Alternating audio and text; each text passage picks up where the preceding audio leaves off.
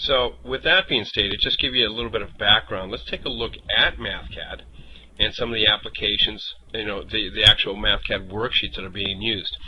So first of all, let's talk about the engineering design and engineering analysis, where we're building platforms, or we're building piping structures, or we're building outlet collectors. In this case, let's take a look at a specific outlet collector. There we go. Okay. So here is a Mathcad worksheet, and we're designing this outlet collector.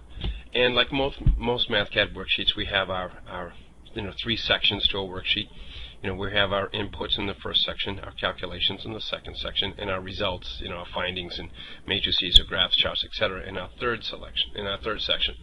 Now this document takes great advantage of Mathcad's ability for documentation, adding bitmap graphics, certainly having units on our terms, etc. Taking advantage of the numerical capabilities of Mathcad.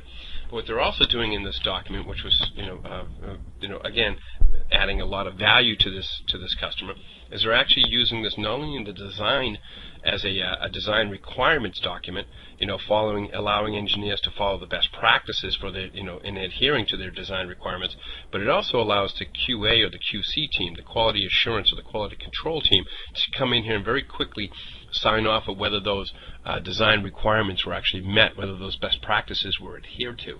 So as we go through here, we can look at the different input parameters, where we're looking at number of cylinder slots, the actual width, the number of siphoning rings, the width and height, the holes and the diameters, the pitch, etc. So we go through as we change these from project to project, and now we come through the calculations, where we look to see, have we met our design criteria? Have we met the best practices for the specific company? So as we go through and we look at the the natural math notation and the calculations, you can come through here on the left-hand side and see that these carets have been put into the left-hand side here to show where the QA or the QC team needs to come in and check to see if the criteria has been met, right? So now we actually have one highlighted in red, where it comes in and it says that a positive value means that the flow requirements and the design practices have been satisfied. Otherwise, go back and increase the slot length. So you can see here that it's not a positive value. It's highlighted in red. The QA team is not signing off on this. They're saying, look, you did not meet this specific design requirement, and they highlight it in red. They go through here and you can see that delta P must be greater than delta P total, which is 115 psi. Of course, here it's 155 psi, so we actually meet that criteria. And you'll see that as we go through the document, that they're actually documenting very clearly, this must be less than this must be greater than this, this has to meet this specific criteria. And because it's a document in natural math notation, it's very easy to share this and to have others in other departments, such as a quality control or a quality assurance team, come in here and look at this and very quickly sign off on whether all of our design criteria have been met. And of course, we're using text and bitmap graphics and all the other nice features of Mathcad. Let's take a look at another example. Here, they're actually a customer has actually used Mathcad with an FEA tool, and they've actually brought the FEA results right into Mathcad, with the graphic and the legends showing you the color map, etc., of the different data range for the specific parameter that we're modeling here. But in this case, we're looking at we're going to split the chassis into several sub-assemblies, and basically Mathcad can be used with FEA both pre-analysis and post-analysis. Pre-analysis, Mathcad can be used to optimize parameters, right? So Mathcad has minimize and maximize functions, and we can optimize parameters based on constraints, and we can feed those to the CAD model, or we can feed them right into the FEA analysis tool. As a input parameter for the analysis. Maybe it's a new load value that we think a maximum load value could be computed as such, and we add that to the FEA and run the FEA analysis. In the post-processing of FEA analysis, we actually work as a sanity check. A lot of times these analyses will run for 2-3 hours, or sometimes 2-3 days even. And it's nice to use Mathcad in a very rough sketch format to just do a quick sanity check. Are we in the ballpark? And of course, Mathcad comes bundled with e-libraries, including Rook's formulas for stress and strain, where we can actually run a very quick and crude analysis. Mathcad doesn't compete with FEA. We don't do finite element analysis. We're not going to take in the geometry model and mesh it and bring it down into triangles or quads or tetrahedrons or hexahedrons or pyramids or prisms, right? We're not going to break them down into elements and then do an analysis. We'll actually put kind of just a bounding box around and do a very crude analysis, but it's nice as a sanity check to see how well that actually worked. So in this example, actually, you can see, we're looking at this, we're looking at this specific piece of the chassis, and we're looking at the analysis that was done in the FEA, and here we can actually come down into Mathcad and do further analysis.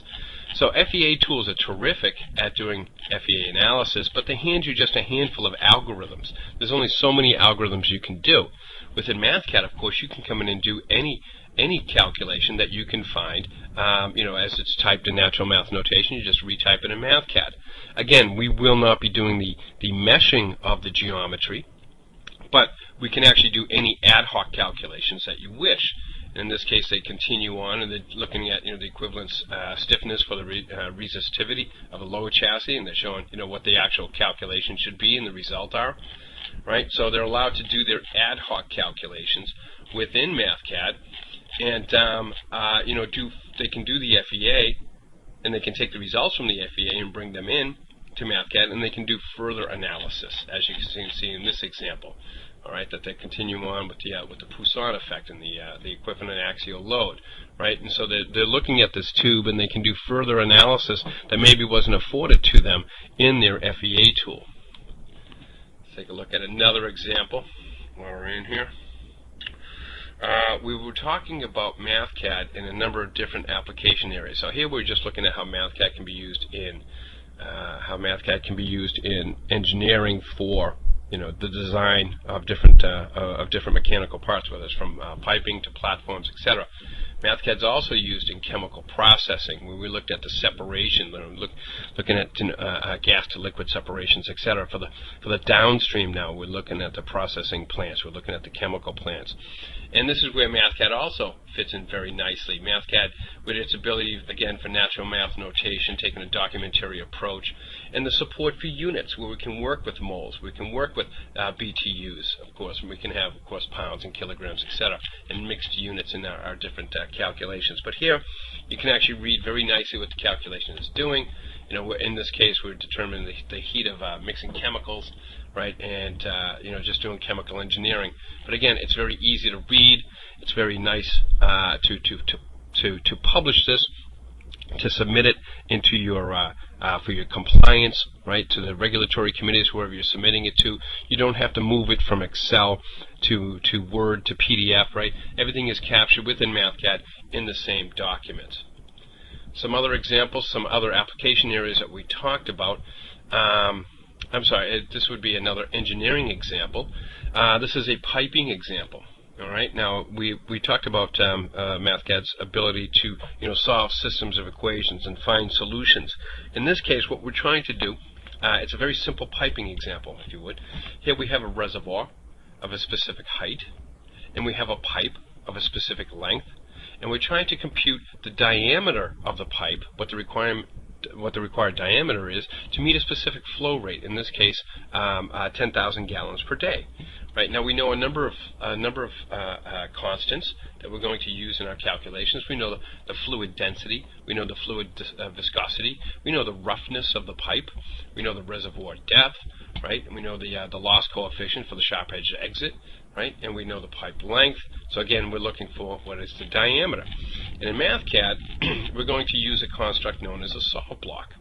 So a solve block starts with the keyword given, and here you can see the keyword given, and we're going to run 3 different constraints. But first we're going to do a couple of little algebraic expressions. We're going to compute the velocity by doing, again, using some of the constants from up above. And we're going to just come up with a V, and we're going to use that V to compute our Reynolds number. So these are guess values. We're going to guess the diameter. To start off the solve block, you need to give it seed values or guess values. So here we're going to use it. We're going to say the diameter is 1 inch, just as a guess.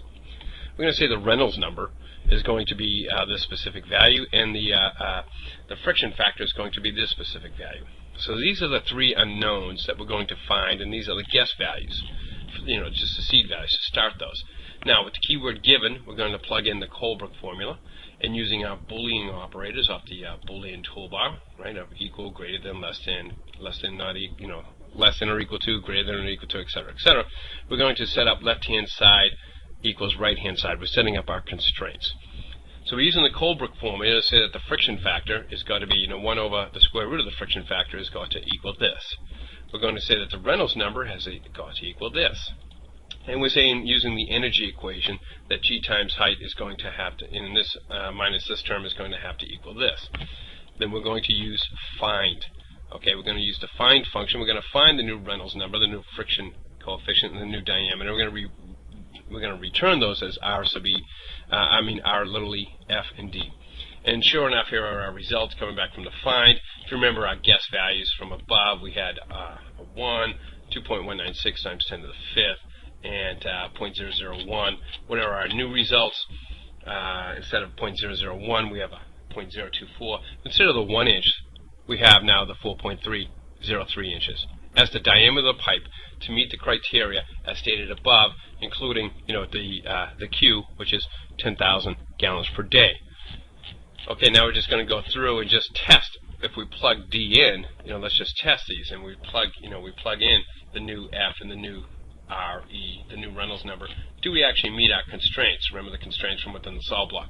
And sure enough, we do. We plug those in, and the left-hand side does equal the right-hand side. Left-hand side does equal the right-hand side, for all our constraints.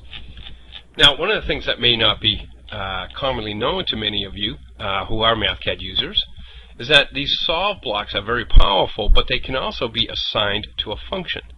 So, for example, just take the simple Colebrook formula.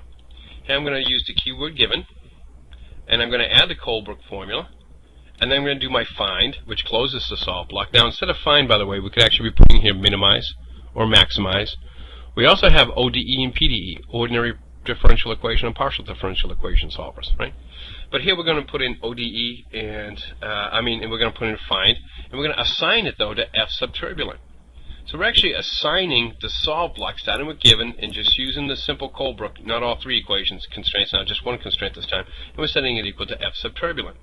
So we've created a function now that whenever we call this function, we can call this function in a loop or in the end of a conditional, right? We can actually call this whenever. We're going to actually now use that function in inside of another function. So for example, we're going to take that F sub turbulent. We're going to create another, first of all, we're going to create another function called the Reynolds function, and it's going to be that same algebraic expression we saw at the beginning of the worksheet.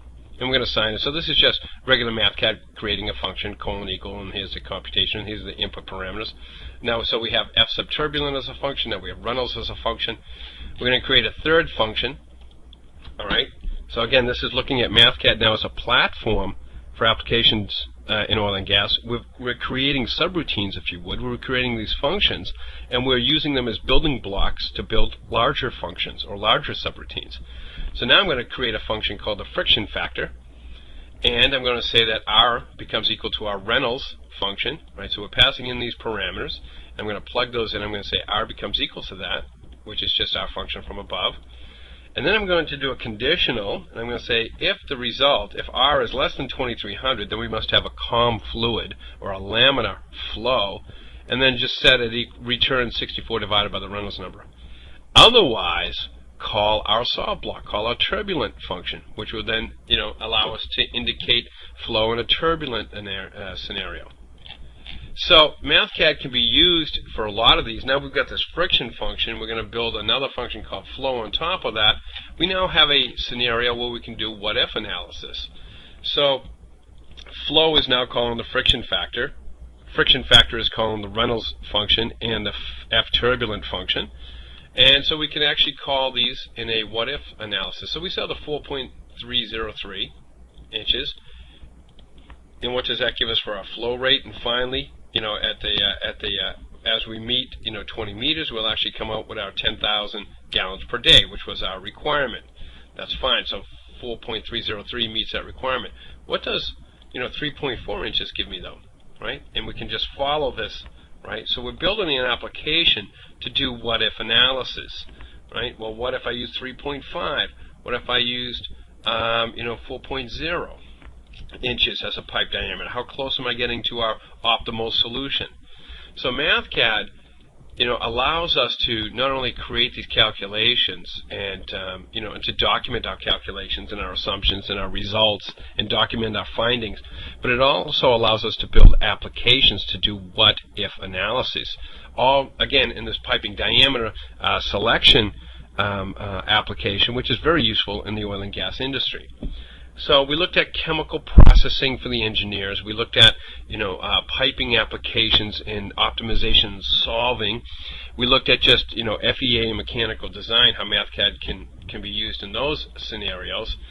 We also can be used in Mathcad in seismic processing now. This is a whole different engineering discipline, if you would. This is analysis for imaging and signal processing, right? So Mathcad has the ability to do all of this. Mathcad has the image processing extension pack, which allows us to do 2D image processing. We can do filtering and convolutions. We can do correlations.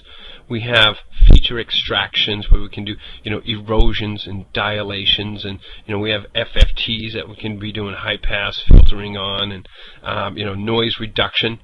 And also, we have the signal processing extension pack, so it allows us to allow same types of processing in the 1D case, where we can add noise or reduce noise. We can do windowing. We can, again, do FFTs and inverse FFTs. We can do, all types of filter designs for the electrical folks. Here we're looking at a seismic application. This came off of the Mathcad Collaboratory. So Mathcad has on ptc.com, under the Resource Center, you can go to the Mathcad Resource Center and find over 800 worksheets donated by our end users. In this case, they're actually working, as you can imagine, in seismic. They're working with signals now. They're working with 1D cases. They're taking in seismograms, and they're going to do all types of analyses within Mathcad. And you can see nice documentation being captured here. They're using Mathcad, with graphs and charts, right? They're putting in several traces now. Mathcad allows you to look at up to 32 different traces in a single graph. We have the ability to, in our 2D windowing, we can come in here and just use 2D tracing, interactive 2D graphing and charting. We can actually zoom into a specific area. Let's go to the zoom window, and we'll just grab this specific window here, and let's zoom into that, right? And again, come back with the trace on that now to get to a kind of a drill down capability of our signal, kind of a region of interest, if you would, right? So Mathcad has all of these tools built in that allows us to build these very interesting applications. Mathcad has all of the data analysis capabilities for regressions, linear and logarithmic regressions, polynomial and exponential regressions. We have curve fitting. We have data smoothing. We have interpolation routines, right? So Mathcad has all of this built in that allows you to build now, looking at, now we're plotting 3-windowed seismograms, specific traces. Mathcad allows you to build these applications for seismic analysis or for image analysis, looking at 2D slices of, maybe bathymetric information, looking at seismic information, taking back the echograms or the seismograms. And we can be plotting these in 2 dimensions. We can also be plotting these in 3 dimensions. We can actually show you 3-dimensional surfaces of that bathymetric information, showing you the reservoir, the basin.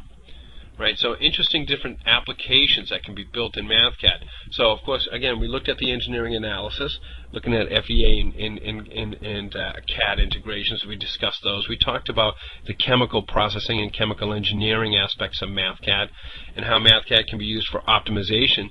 We can also be using Mathcad for looking at data analysis, okay? And very closely related to data analysis, we can also be doing a lot of statistical analysis.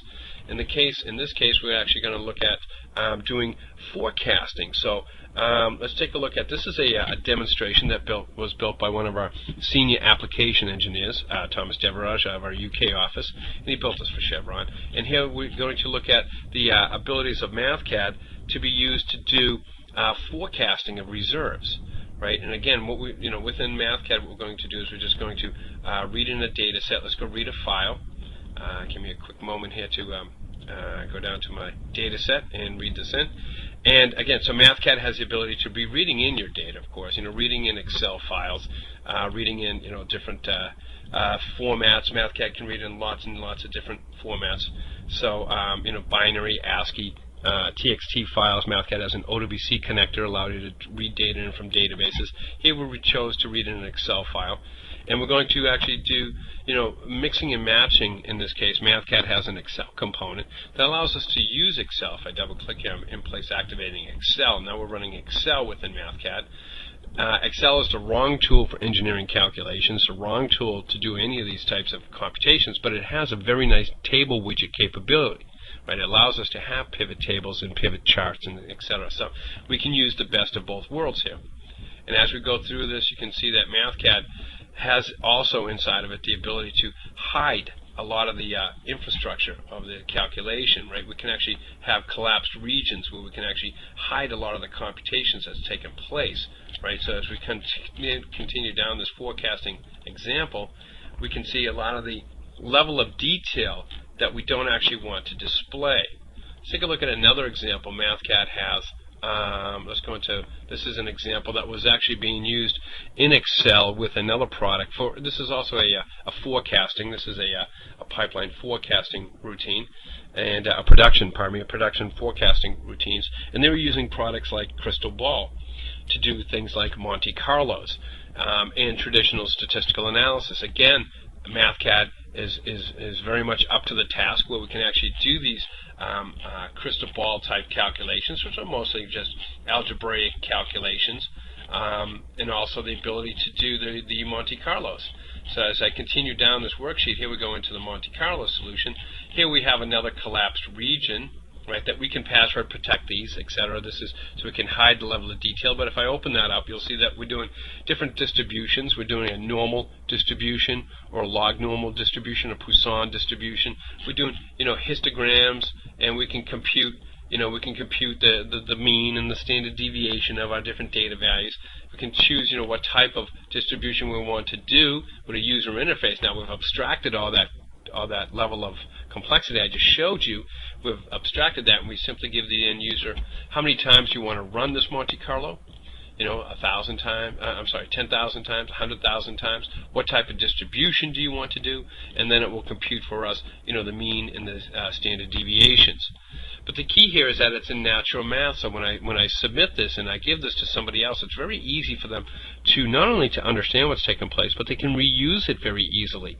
Rather than handing them an Excel sheet that might have calculations that start with 13 left-handed parentheses, right, and gets into that game of Battleship, right? The $I plus $H29, divided by K14. That is not how math is done. That's not how math is taught, right? So it's very difficult to reuse it or repurpose it. In Mathcad, we can look at these worksheets very nicely, very easily, and publish these. They're very nice to publish. They're very nice to archive and to store. And when someone picks this up a year from now, they'll understand very quickly what transpired. What took place, what kinds of calculations were done. And again, you see Mathcad all in a single document. We can publish this right now to PDF. We can store this into a PDM link or a project link storage.